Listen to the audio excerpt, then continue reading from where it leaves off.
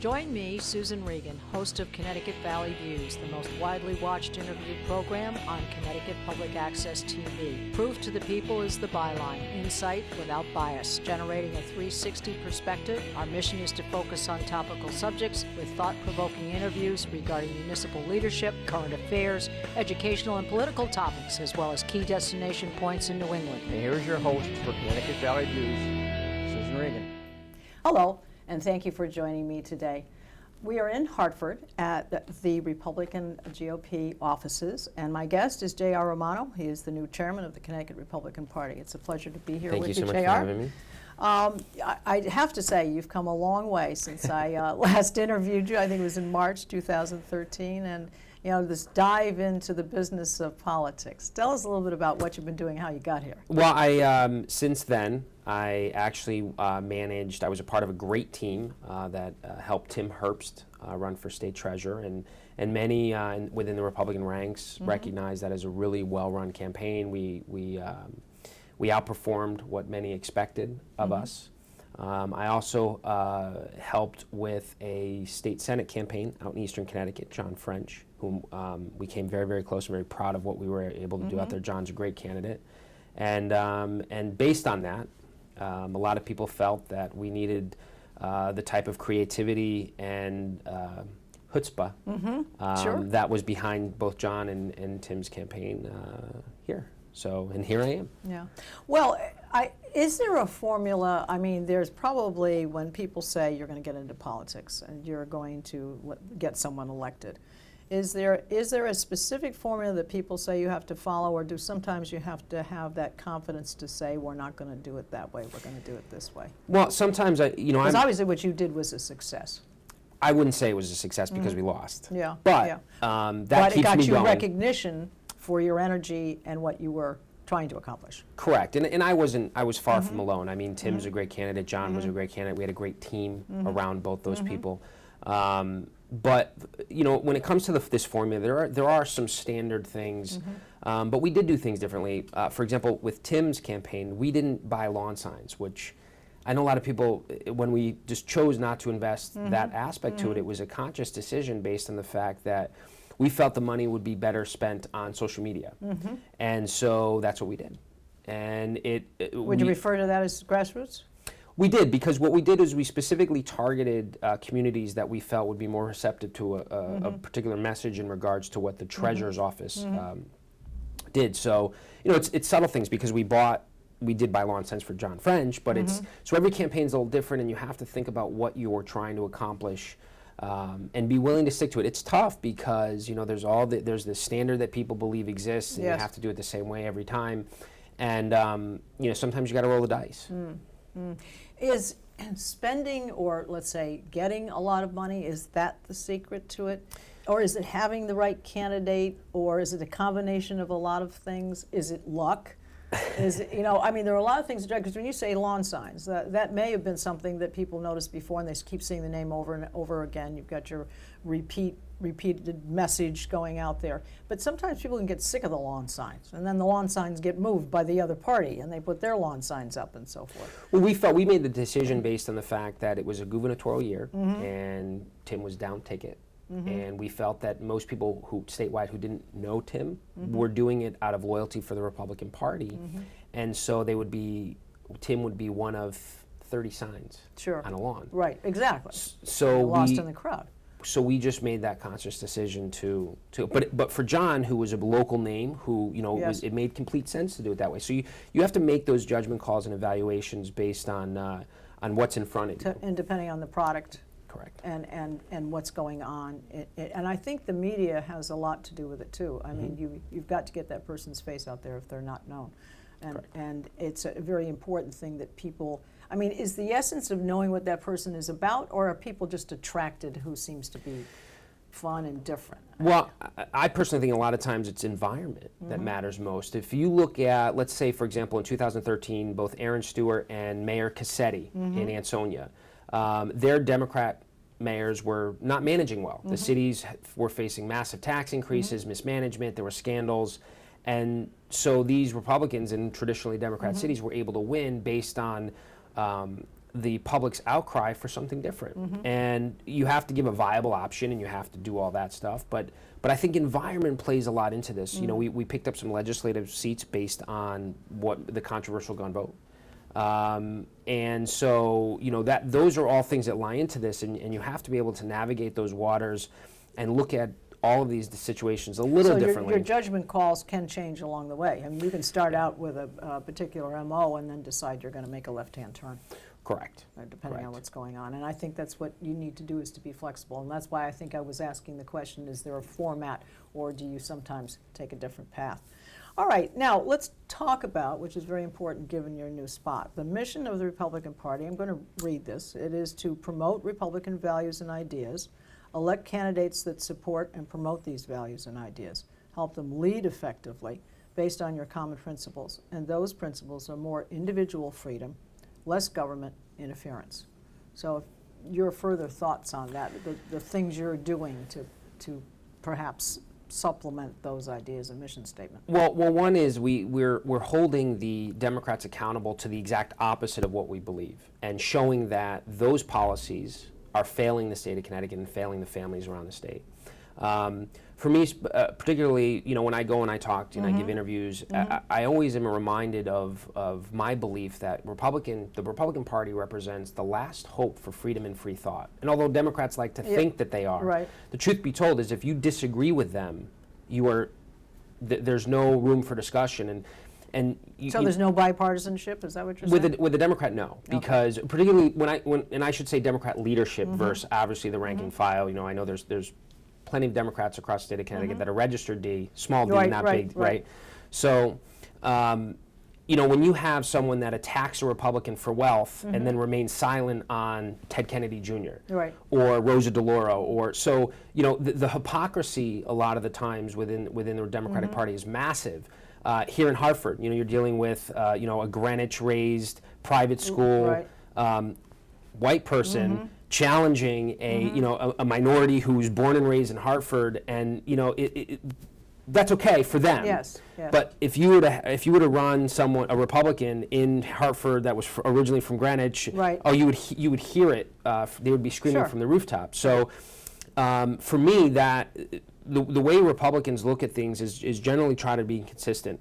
I believe in limited government. I believe in the individual.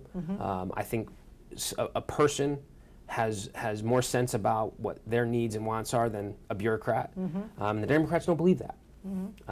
And so that's what we talk about. We keep talking about how well the Democrats have destroyed the cities in this state. I mean, Hartford is the homicide capital of New England. And they beat their chest saying that Connecticut's a great state and Republicans are rooting for failure and we're negative. And well, I'm sorry. From my perspective, you are being so intellectually dishonest. How do you go to these families in Hartford who've lost loved ones and say that you're doing a great job? It's frustrating at times. Well, when we have Mayor Segarra, who is obviously facing a good number of homicides in Hartford. And he has said that he has been to all of those scenes of those homicides, and that they are bringing in, I believe, some federal help too, as well, to investigate this. I'm wondering if it's the federal help. I mean, we talk about this, the family has changed. And so it used to be with the minority groups, the family was the center. There was a mother and father, there was a home life, there were more morality, let's put it that way. There were rules and regulations. And that seems to be, or at least that's what people talk about, is what is breaking up the family unit. And when the family unit breaks up, then the young people look for another family, someone to belong to, someone to care about them. And that becomes much like a prostitute feels the pimp is taking care of her. They join these gangs, and the gangs become the family, and they become their mentorship, if you will. So do you sense that's where they're going? Well, I mean, obviously that's going to dive into this. But to be quite honest, that's been a problem. I mean, since the 60s with the mafia, and I mean that isn't a new problem. What's new is that the massive failures economically by both the national and state Democrats has creating a sense of despair. You've had in Hartford, New Haven, Bridgeport, New London, decades of Democrat leadership, and this is what you get. You have a city who is complete, there's no control, and it's not unique to Connecticut. Go across the country, New Orleans. Of course, we've got Detroit, and we've got Ferguson. And these are all Democrat-led Baltimore cities. And I mean, you know what's shocking about Baltimore? If you extrapolate Baltimore's homicide rate to New York as a population, it's more people have died, more people would have died than in 9/11. But no one wants to talk about that because it's a Democrat-led city. And so what we have to do is we have to start engaging the community and say, look, Republican ideals, Republican visions about the economy will lead to opportunity. And what you're seeing in Hartford is there's no opportunity. And that's what this is about. There's no direction. The school systems are failing. The programs are failing. I had a woman say to me, you can't refer to people in inner cities in a negative way. You have to look at them as being underserved. Okay. Now, there's a part of me that doesn't believe that they're underserved. They're under opportunity. Right, there's a lack of opportunity, and the programs that have been created are failing programs. Right. The money isn't being invested in the proper way.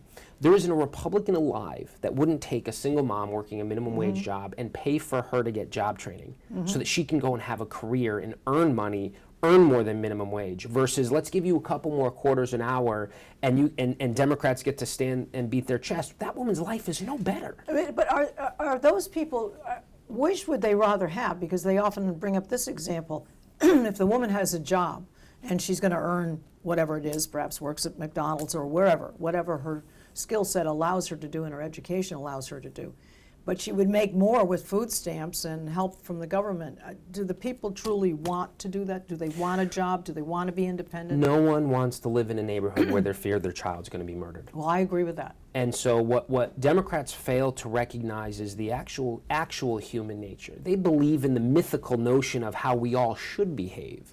But no individual wants to live in a neighborhood where potentially their son or daughter could be murdered or wrapped up in gangs. And so the idea here is in order to get out of this situation, in order to break that cycle, we have to provide opportunities and training so that someone has a skill set higher than minimum wage. You no longer have to rely on food stamps. We are going to help you provide that. And that's what Republicans want to do. And, over and over again, you have this conversation where whenever you talk about these types of reforms, whenever you talk about food stamps or health care, any of the things that dealing with inner cities, Republicans are immediately labeled as evil or racist, but you cannot argue the failures of the Democratic Party. I mean, it is astounding in these major metropolitan areas that have had Democrat leadership for decades are falling apart. And it's not Norwich, Willimantic. And why is there no reasonable, rational person to accept the fact that perhaps they've been doing it the wrong way? They don't have to take on the entire Republican Party's It's not about mission, helping people. It's about the power and control of the Democratic Party. Because ultimately, doesn't that lead to their own demise, though, if they're unsuccessful? Well, I don't know. What will be the demise will not be the Democratic Party. The demise will be the country. The demise will be the communities in itself, and it will be too late to fix. Detroit went into Chapter 11. Correct. And basically shut down. The lights went off. Literally and actually, the lights went off. In Illinois in particular, I think you had state troopers who were going to pay for gas, and the state credit cards were getting declined. Yeah. And so when you have leadership who is dishonest with the public, we don't have a deficit, and just the whole notion of it's more about being in control and the denial. Let's take, for example, the subpoena that Governor Dan Malloy is refusing to respond to. It was a blatant abuse of federal election money, and No, they believe, and this is the greatest irony, that there was a Democrat operative that said, well, we don't believe we violated the law, so therefore we're not going to answer the subpoena. Who would say that? If a regulatory agency walked into a restaurant or corporation and said, we're issuing a subpoena, we want to see all your records. Oh no, we don't think we violated the law, therefore we're not going to respond. No, they'd be held to account. You'd be walked out in handcuffs. That's right.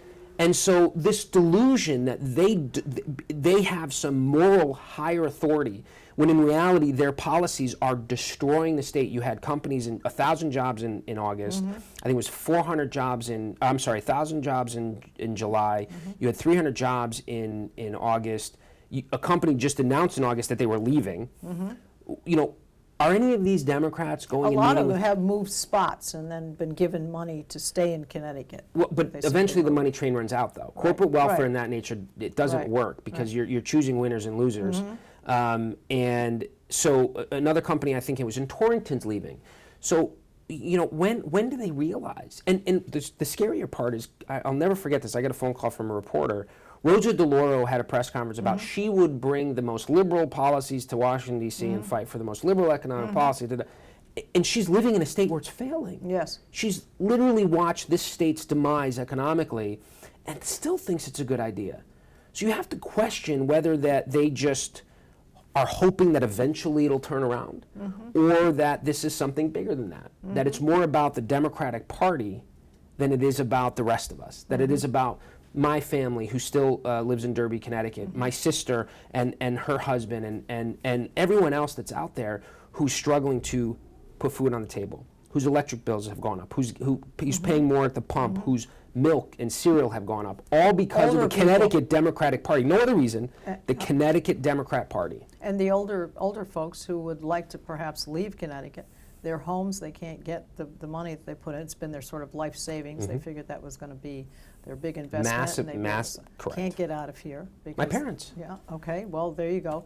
And they get to a point where there's a choice between get some more food or pay for their medicine. And that hasn't worked. Now, I think you have a lot of segments of society that are being hurt here. And when you go out and you... Except one. Yes. The political class. Yes, yes. They all got raises from Dan Malloy. Right. Political class is fine. That's why our current leadership is so out of touch with what's going on, because they all got raises. They're getting their pension benefits. They're getting everything that they need, and they don't care about And they can't be fired. And they're protected. Well, when you go, you've been doing a lot of traveling. You shared that with me. You've been doing it across the state. And of course, in this state, we have the richer areas. We have Fairfield, and we have Greenwich, and we have those areas. And then, of course, then it spreads out from there, and we have areas where we have more farmland and so forth. But when you're out there and you're talking to the people, do the voters that you're speaking to, do they have a good handle? I mean, obviously, I believe, and I may be wrong about this, and you can correct me, I believe we have more independence now in Connecticut than we've ever had before. That means to me that somebody's thinking out there, because rather than just, I think I'll just join up with the Democrats or I'll just join up, they're going, you know what, I'm going to really vote more on the person and the issues than the party. So that means people are thinking out there. Are you seeing that? Or you think you're seeing perhaps people are going, I'm not going to vote for these folks anymore? Well, I think that you have a group of people who are tired of the political parties, and what part of my job... They're tired of the result from the political correct. parties. Yes. And my job is to continue to prosecute and say, look, the state has been voting Democrat for a while. How's it turned out for us? And unfortunately, what you're seeing is businesses leave. You're seeing all of these people leave. You know, one of the scariest moments that I've had since getting this job is I made 14 phone calls to some of our major donors down in Greenwich. 7 have left, not planning on leaving, are gone. Okay. One of them represented about $50 million annually to the state of Connecticut in tax revenue. So with that family gone, that revenue, yeah. Where are the Democrats going to get the revenue from? The middle class. Right. And this notion that somehow their arrogance, and you see it in the press about they're being indignant about companies and people wanting to leave the state. Well, to me, that's like a landlord where the water doesn't work, the heat doesn't work, the walls are, the building's falling apart, and when you say you want to leave, they demand you stay. But why do they bite the hand that feeds them, though? If these are the people who have been giving them the money, why do they want to turn them off to the point where they want to leave? Because it would represent the admission that their their policies fail. don't fail. Okay. Their policies do not work. They are not to blame. The business owners to blame. They are not to blame. The Republican Party's to blame. The Republican Party hasn't been in charge of lawmaking in this state since 1991. It's been more than actually maybe more than that. It might even be 30 years. The Democrat the legislature who passes the laws have been in charge for 30 years. We've had Republican governors, yes. So voters may start to think differently. I hope so. We're very close to getting majorities again in this state, and I hope we do, because people have to realize the policies, the tax increases, the cost of living, all of the things impacting you is a direct result of policies pushed by the Connecticut Democratic Party. It's a little like vitamins. You start taking vitamins, or perhaps you were taking vitamins and you're not taking them any longer. You don't see the long-term result until some time has gone by. So it isn't an immediate thing. Well, one of the things, your mission statement is to bring people along in the party and to find people. And you've got some new people, I think, that you've got We on have board. got some great, we have a deep bench I'm very proud of. It makes my job a lot easier when I get to represent some of these wonderful, wonderful candidates and elected officials. We picked up 10 seats in the House. Devin Carney, Andre Baumgardner out in London. You have Art Linares, who's younger. You have Aaron Stewart, Tim Herbst, Jamie Stevenson out in Darien. And I mean, the list goes on and on and on. Our caucus is younger. Our chairman's younger. We have on average, our first selectmen and mayors are younger. And I think you're seeing a subtle and you have shift. women. We do. More women involved. We do. Which is a bit of a turn for the Republicans. Well, I think it depends. I think it depends how you look at it. We've always had some very, very strong female presence within the Republican Party. We had Jody Rell, Nancy Johnson. And that was a while back. Sure. So I think it's good that you're making that turn around the corner again.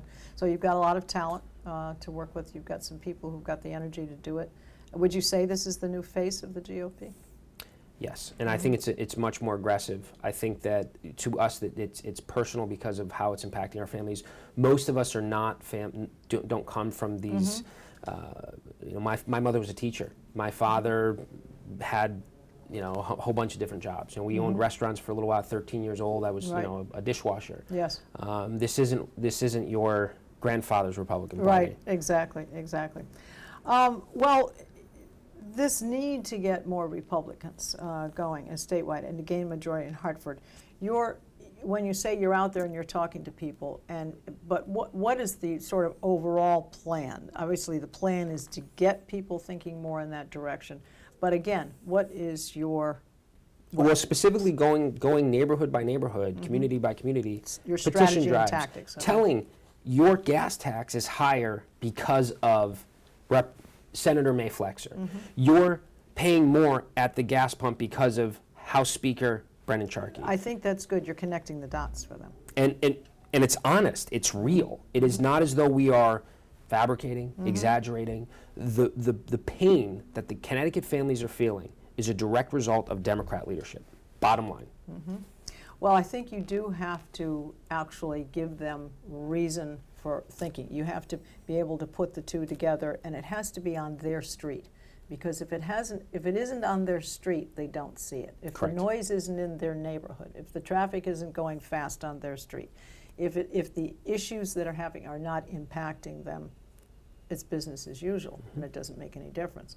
But this may have been what is happening. This turn, this opportunity, let's call it an opportunity for the Republican Party, may be because the eventual thing has happened. Maybe it's taken a whole generation of people to recognize this.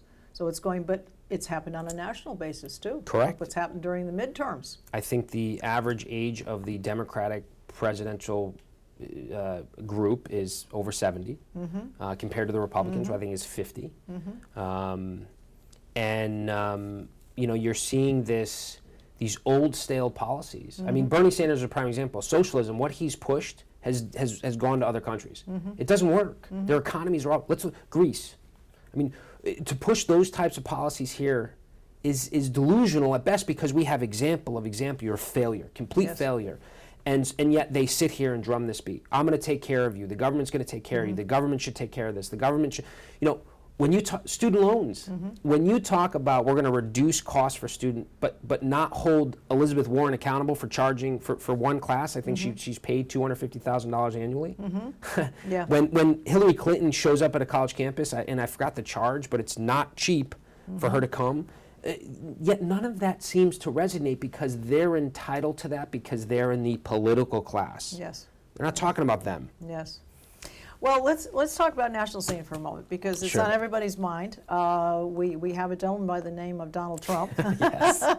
I mean, he is, I don't know whether he's the new face of the GOP, but his brand is Trump. Yes. And people accuse him, of course, of not being a conservative. He does seem to say that he wants a smaller government, and that he obviously has his stand on immigration, and he has his stand on education, and his stand on health care.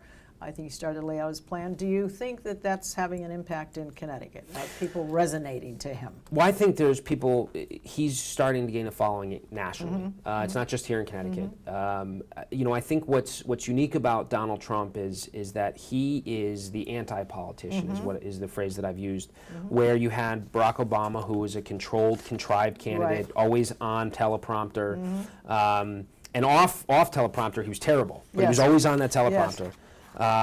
With Trump, it's what you get, what you see is what you get. And I think America, there's a lot of people that are kind of appreciative of the bluntness, and in some instances, he may be the only guy to be able to get away with it. Probably because he doesn't really care. I think he's not in this for political ambition. He's certainly wealthy enough. He doesn't need this. Right. Is that a big point, that he doesn't need people's money to get him elected? I think he's not pulling money out of someone's pocket. There is absolutely a notion that he is free of influence, and he's going to do what he thinks is right. Now, we could argue what he thinks is right back and forth, but I think the reason that so many people are turned on by that is because, what you see is what you get. And Americans generally like that. I mean, the irony is you take a guy like Chris Christie in New Jersey, I mean, that's a blue state, and, what you see is what you get, and he wins.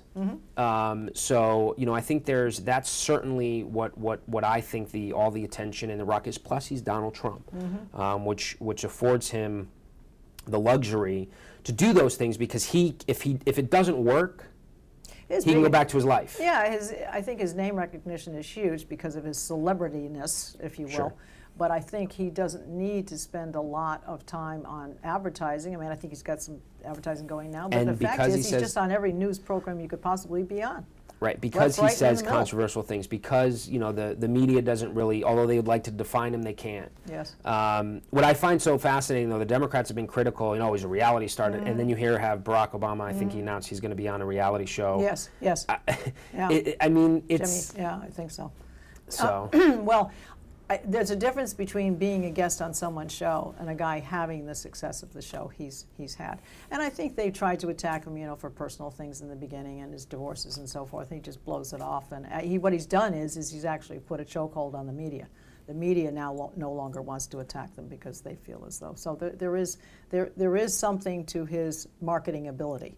And I think we have to do that. Well, I really appreciate the time. We've kind of blown through everything, but we've got an update. We certainly wish you well going forward in your new spot. And I do want to give the website.